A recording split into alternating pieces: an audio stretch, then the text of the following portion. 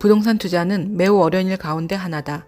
부동산 투자에도 언제 어디서 어떻게 누가 무엇 때문에 등 유가원칙이 작동한다.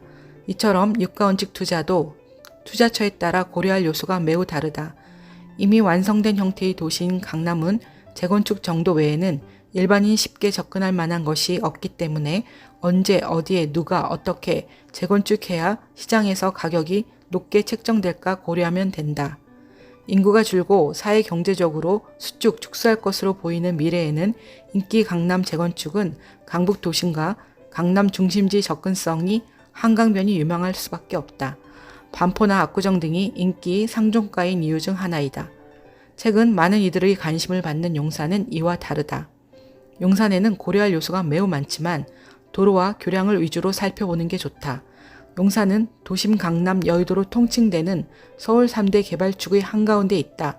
이는 달리 말하면 이 세 곳을 원활하게 연결하는 핵심지이자 결집지라는 의미이다. 강남이 개발되기 전 서울 및 수도권은 강북 강남이 아니라 동서로 나뉘어 있었다. 이는 60세 이상의 서울 토박이라면 누구나 공감하는 대목일 것이다. 1980년대 중반까지 완공된 서울 1기 지하철인 지하철 1호선부터 4호선을 보면 강북에서 강남으로 연결하는 3호선을 빼면 죄다, 종로, 을지로, 태계로 등 동서로 지나는 것을 알 수 있다. 강남이 개발되기 전인 1970년대 중반까지 수도권은 인천, 부천, 시흥, 강명, 서남권에서 강북 도심을 관통해 의정부, 양주, 남양주 등 동부권을 축으로 도시가 생성됐다.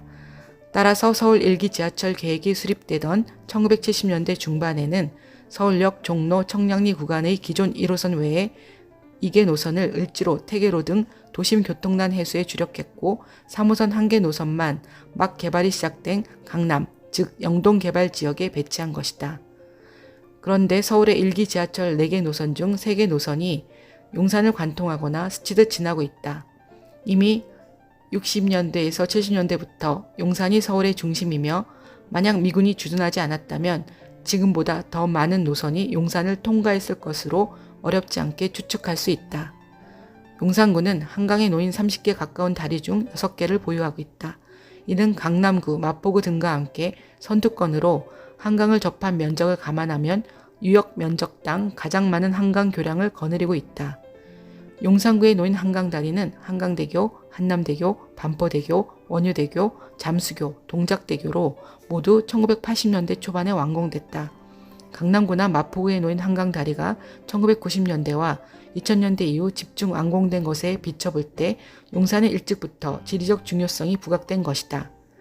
교량이 중요한 것은 차량의 통로로 인력과 물자를 강 건너 가장 빨리 이동하는 재료이기 때문이다. 1970년 이전까지 한강에는 4개의 다리가 있었다. 가장 먼저 건설된 것은 일제강점기에 완공된 한강대교와 한강철교로 서울과 일본 국도를 이어 인력과 물자의 소통을 원활케 했다. 지금의 천호동과 구리를 잇는 광진교 역시 일제강점기 후반에 완공됐는데 이는 경북, 충북, 강원의 특산물 및 산림자원을 경기 북부 및 서울 동북부로 잇는 역할을 맡았다. 이어 완공된 양화대교는 완공 당시 제2한강교로 불린 교량으로 1970년대 초반까지 수도권 주요 산업기지였던 인천 부천과 서울 서부를 잇는 역할을 맡았다. 제3한강교로 불리며 1969년에 완공된 한남대교는 경부고속도로 완공에 맞춰 개통했다. 지금의 강남은 부산, 울산, 마산, 남동해안 산업벨트 조성과 함께 추진된 경부고속도로 개통, 한남대교 완공으로 탄생했다고 봐야 한다.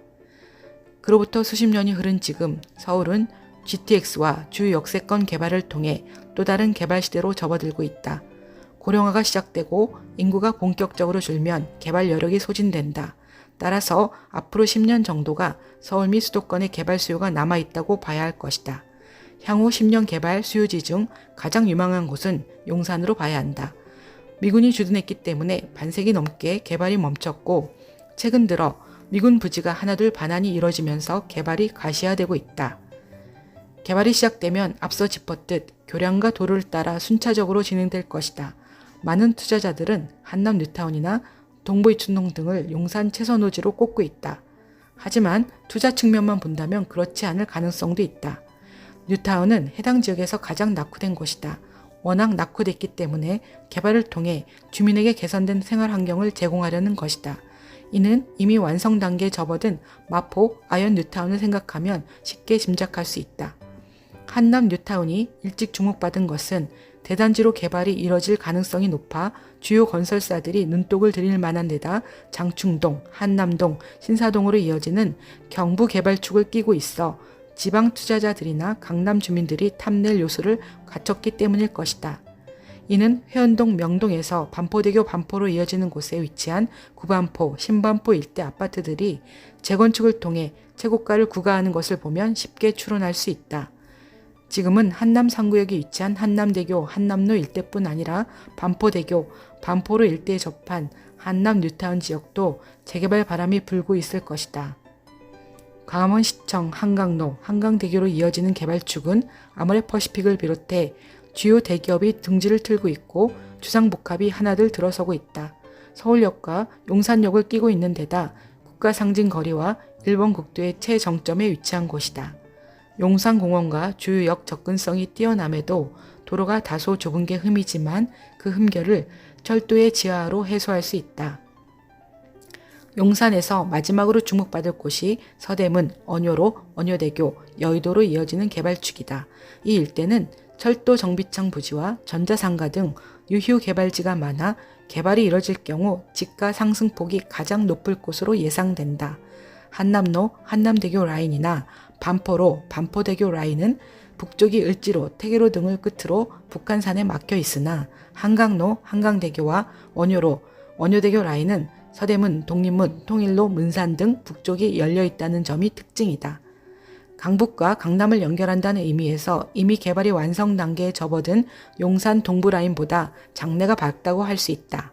특히 원효로, 여의도, 대방동, 시흥으로 이어지는 라인은 추후 성장축 중 하나로 자리할 가능성이 크다. 한강로, 한강대교 라인 남부 일대가 사당동, 방배동, 과천고개 등으로 이미 고층으로 구시가지화한 데 비해 원효로, 여의도 라인 연결 남부 일대는 개발 가능성이 매우 높다. 지도를 펼쳐놓고 보면 강북 대다수 자치구는 동서로가 주축임을 알 수 있을 것이다. 용산구만 메인 도로가 남북으로 연결되고 있다. 이는 일제강점기와 해방 이후 외세가 주둔했기 때문으로 해석할 수도 있으나 용산구가 지리적으로 강남과 강북 도심을 잇도록 태동했다고 정의할 필요도 있다. 많은 투자자들이 GTX A 노선 일대를 최선호 지역으로 꼽고 있으나 시사부는 GTX 발표 당시부터 B 노선의 잠재력을 매우 높게 평가하고 있다. 파주 운정에서 동탄으로 이어지는 A 노선은 강북 도심과 강남 중심지를 관통하고 있어 매력도가 높은 게 사실이다. 이 노선 일대에는 파주 고양 서울역 및 구도심과 삼성동, 분당, 용인, 수원 등 이미 인구 100만이 넘는 수많은 거점 지역이 탄생해서 굳이 서북에서 동남단으로 출퇴근하거나 사옥 및 사업장을 개설할 수요는 적어 보인다. 하지만 송도, 부천, 용산, 청량리, 남양주로 이어지는 B 노선은 사정이 다소 다르다. 이 노선은 반세기 전까지 인구 밀자의 주요 이동축으로 주거 및 산업단지 조성 수요가 높았으나 당시 건설기술 수준이 떨어진 데다 이미 시가지화된 강북 구도심 및 부천, 인천 등지 일대 용지 확보의 어려움으로 인해 철도는 우회했고 도로는 개설 난망이었다. 이를 한방으로 해결해 주는 게 GTX B 노선으로 볼 필요가 있다. 용산이 앞으로 10년 서울 개발의 중심으로 부상하자 주요 기업들은 하나둘 이 지역 개발에 뛰어들고 용지 확보에 나서고 있다. 현대자동차는 원효로 945개 도심 항공연구소를 지을 계획이며 현대, 신세계 등 주요 대기업도 용산 전자타운 일대의 사업지를 확보하고 있는 것으로 알려지고 있다. 용산은 미군기지 반환이 가시화되면서 언제 미래의 안정된 수익과 기업 상징성 확보 차원에서 무엇 때문에 주요 대기업들이 누가 개발에 뛰어들거나 용지 확보에 나설 것이며 어떻게 그 대상지는 앞서 설명한 대로 주요 도로와 교량을 잇는 대로변과 정비창 반환 공여지 등을 어디에 중심으로 진행될 것으로 추론해 볼 필요가 있다. 가급적 이 유튜브 방송을 지도를 옆에 펼쳐놓고 비교하며 청취 연구하기를 권해드린다.